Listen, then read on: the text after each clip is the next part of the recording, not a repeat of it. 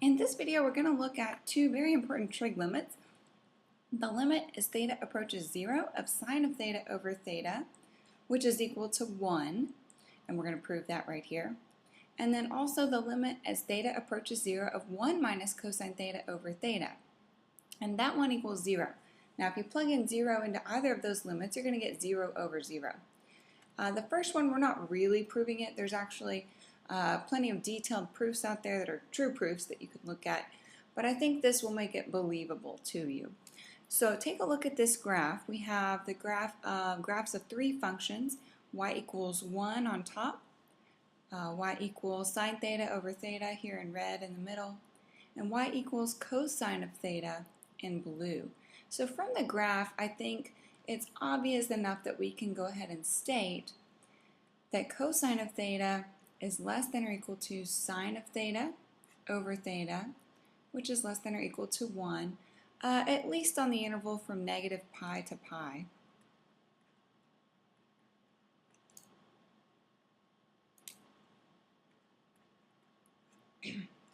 Okay, if that is true, and we also know, we can use the Squeeze Theorem because we also know that the limit as theta approaches 0 of this lower function, cosine theta, is 1, because if you plug in 0, you just get cosine of 0, which is 1.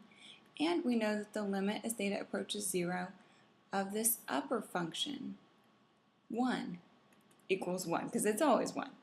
Okay, and we're stating that sine theta over theta is in between those two functions, which is an idea that I'm simply reading off this graph. It's not a really mathematically sound, I would say, proof, but it works.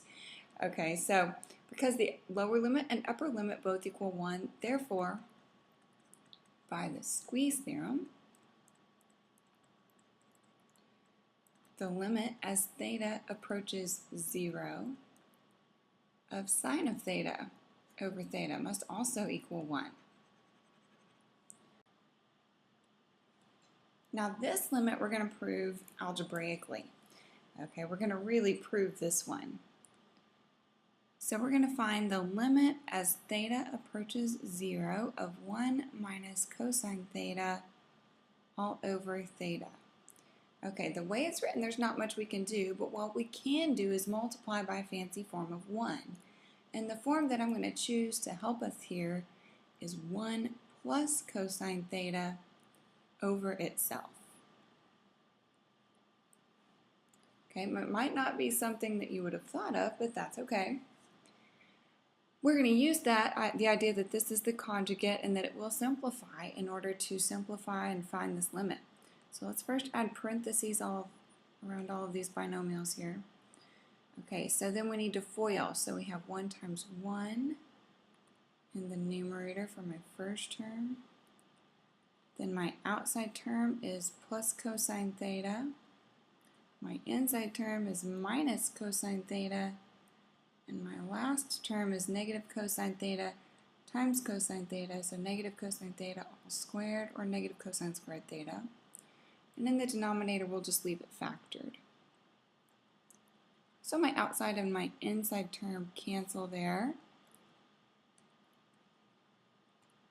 So we are left with 1 minus cosine squared theta in the numerator. You might recognize that because there's an identity that we can use to rewrite 1 minus cosine squared theta.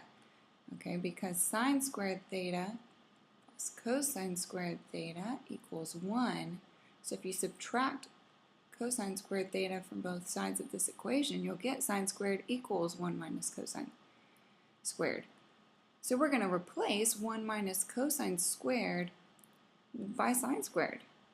So we can write this as the limit as theta approaches 0 of sine squared theta all over theta times 1 plus cosine theta. And what we're going to do is split this up actually into two fractions. So we're going to write this as the limit as theta approaches 0 of the product of, okay, what we're going to do is split sine squared into the two numerators.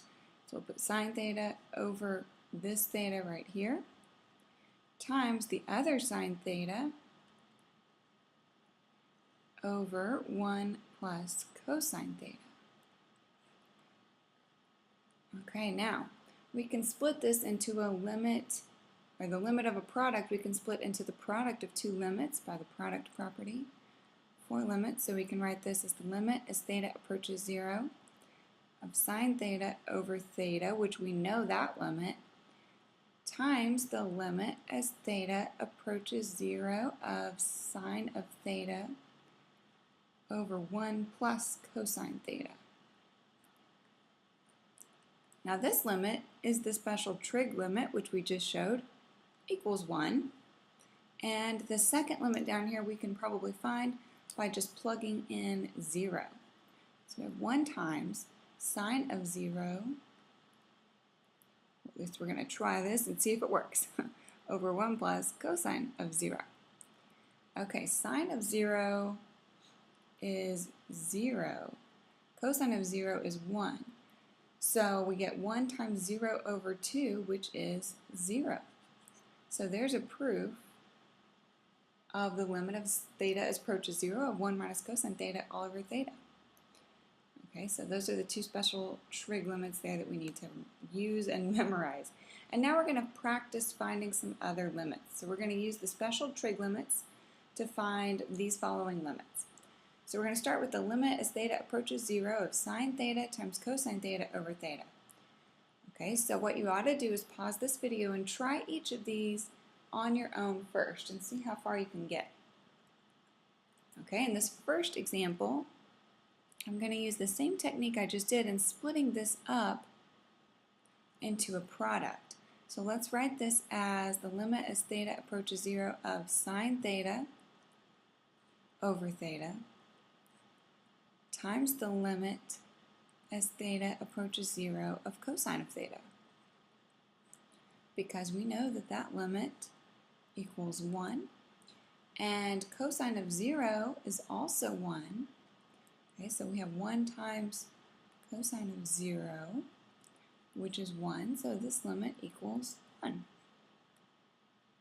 Okay? And the next example, we want to find the limit as h approaches 0 of sine of 14h all over h. So here's what you don't want to do. This would be the wrong method here, would be to try to pull the 14 out, because sine of 14h is not the same as 14 times the sine of h. Those are two very different things. The 14 right here is part of the argument for the sine function. You're taking sine of 14h, so you can't just pull the 14 out. What you could do is add parentheses around that to make it more obvious that you cannot pull the 14 out. Okay, now we know that the limit as theta approaches 0 of sine theta over theta is 1, and obviously that's very similar to this. But here we have 14h on top, and here we only have a regular h. But if we had this same thing, 14h and 14h, okay, and we're taking the limit as 14h approaches 0, then we could apply this property. Okay, so what we can do is we can do that. We can make it work like that. So what we're going to do is multiply the whole fraction by 14 over 14. So 14 times sine of 14h over 14h. But what I'm going to do is group that 14h together, and then I'm actually going to pull this 14 out to the front of the limit by the property that allows us to pull constants out front. So this becomes 14 times the limit as h approaches 0 of sine of 14h over 14h. Now we can almost apply this limit property right here. The problem is we have 14h here for that theta and for this theta, but we only have regular h out here. But as h approaches 0, 14h also approaches 0. So whether this says h or 14h, it doesn't matter. We can go ahead and apply the property and say that that limit equals 1. Therefore, we get 14 times 1 for this particular problem, or just 14. And next we're going to find the limit as h approaches 0 of somewhat of the reciprocal here, 14h over sine h. Okay, this one's a little bit different. Now there's not a 14 in the argument of the sine, nor can we add one in, nor do we want to. This 14 is simply 14 times the variable h, so we can just pull that 14 out front of the whole limit, no problem. It's just a constant that's in there. So it's 14 times the limit as h approaches 0 of h over sine of h. Again, that's very similar to the property which says that the limit as theta approaches 0 of sine theta over theta equals 1. So we're going to show that this limit is also 1 because it is simply the reciprocal here. So you can take any fraction that you have and rewrite it as a complex fraction. So we can write this as the limit as h approaches 0 of 1 divided by the reciprocal of this, sine h over h. So I'm making it a bit more complicated here. But if you were to simplify this complex fraction, you would multiply the numerator 1 times the reciprocal of this denominator, which would be h over sine h, and you would get this. Okay, now I'm going to take this and split the limit of the quotient into the quotient of two limits and write it as the limit as h approaches 0 of 1 divided by the limit as h approaches 0 of sine of h over h. Now for the numerator, the limit as h approaches 0 of 1 is simply 1. And the denominator, that's the limit that we know, which is 1. Okay, so we still get 14. And I believe it's completely acceptable for you to look at this and say, well, we know that limit equals 1 because the reciprocal of 1 is 1. Okay, so in the future, if you see this limit, you can simply say it's 1. But this is an explanation of why. Okay, next we have the limit as x approaches pi over 4 of tangent of x over 2x. Do make sure you're pausing this video before each problem and attempting them on your own first.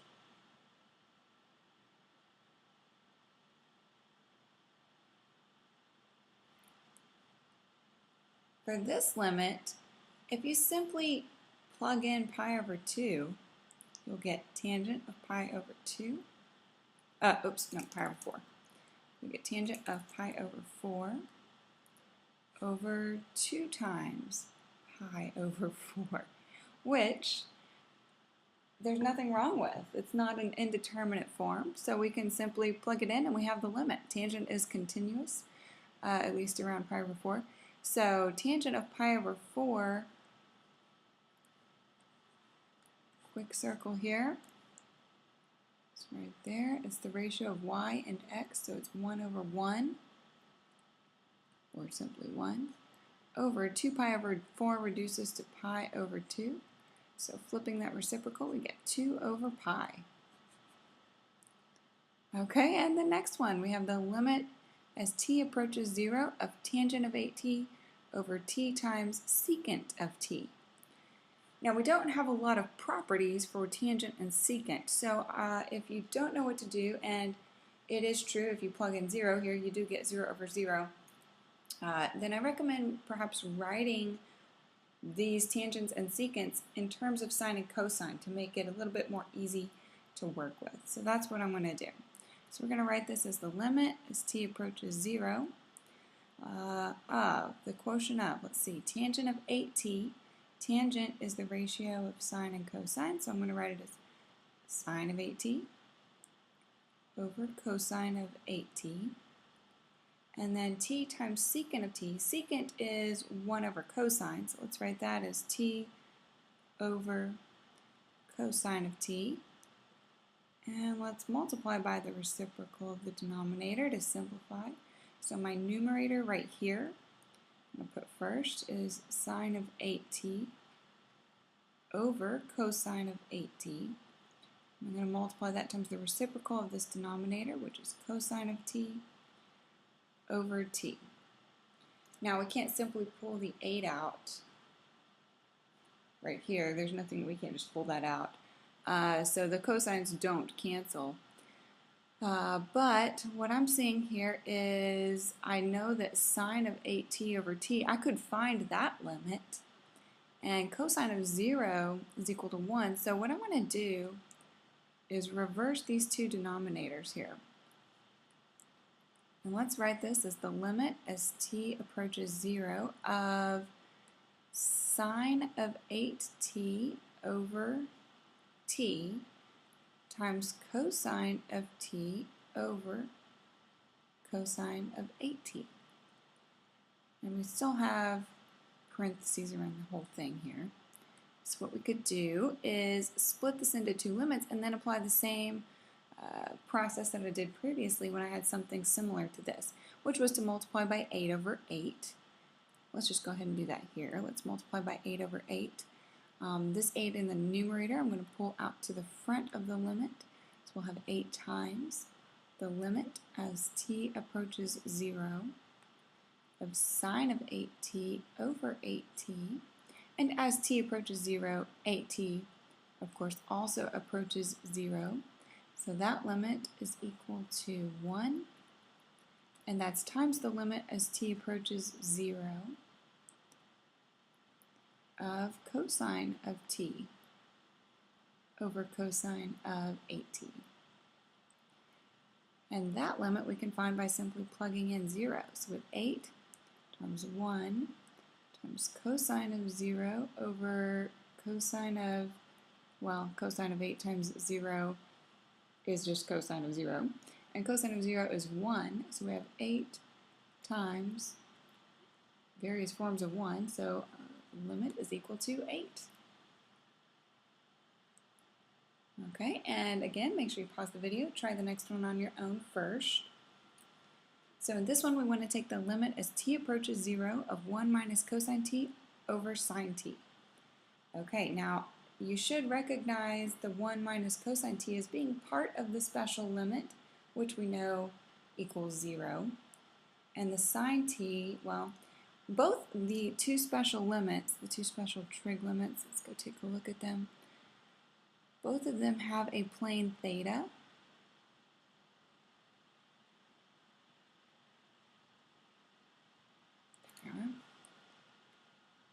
Oops. Both of these right here have a plane theta, the sine theta over theta and 1 minus cosine theta over theta. So if we're going to use those two special trig limits, we're going to need some plane thetas. But what we could do is multiply this thing by theta over theta. Actually, t over t in this case. And then let's reverse the order of what's going on here. Let's flip these two denominators around. So we have the limit as t approaches 0 of the product of 1 minus cosine t over t times t over sine of t. Okay, that limit we know is 0, and the second limit we showed up here that the limit as t approaches 0 of, actually we showed that the limit as h approaches 0 of h over sine h equals 1, so we can apply that here since we already showed it up above. I'm going to write what I technically mean first though, which is that the limit as t approaches 0 of 1 minus cosine t over t times the limit as t approaches 0 of t over sine of t. Okay, now let's write it out. So that limit equals 0 and this limit equals 1. So we have the product of 0 and 1. So this limit is equal to 0. And next is the last limit we're going to look at in this video, which is the limit as theta approaches 0 of 2 times cosine squared theta minus cosine theta minus 1 all over theta.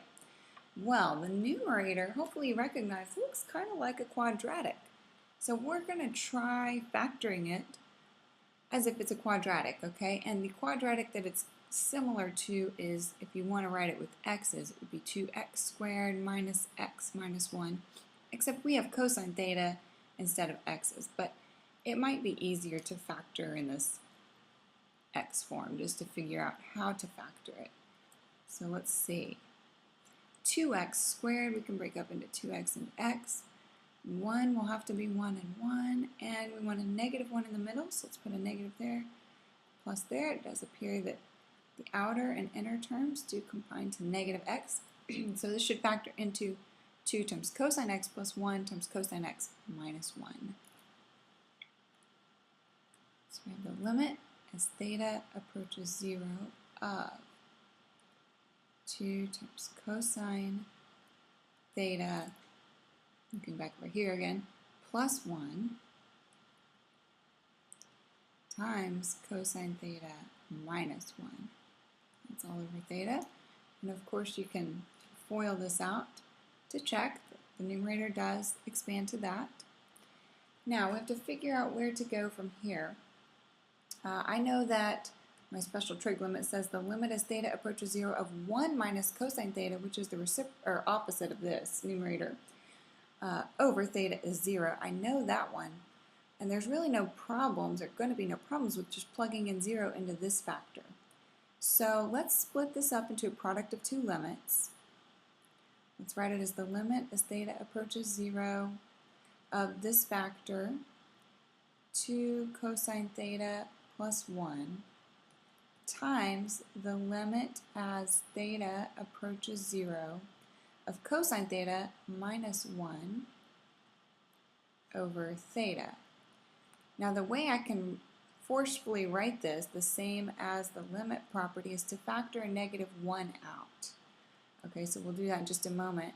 But I'm going to simplify this first factor as I go, and I'm going to do that by taking the limit and plugging in 0 for cosine. So we'll have 2 times cosine of 0 plus 1 times the negative of, I'm pulling a negative out of this numerator here, so the negative of, as theta approaches 0, of negative cosine theta plus 1 all over theta, and that is the same as 1 minus cosine theta. So this limit, right here at least, is equal to 0. So we have, let's see, 2 times cosine of theta, or cosine of 0 is 1. So we have 2 times 1 is 2 plus 1, we get 3, times this negative here, so times negative 1, times 0 comes to 0. Okay, and that's it for this section on special trig limits.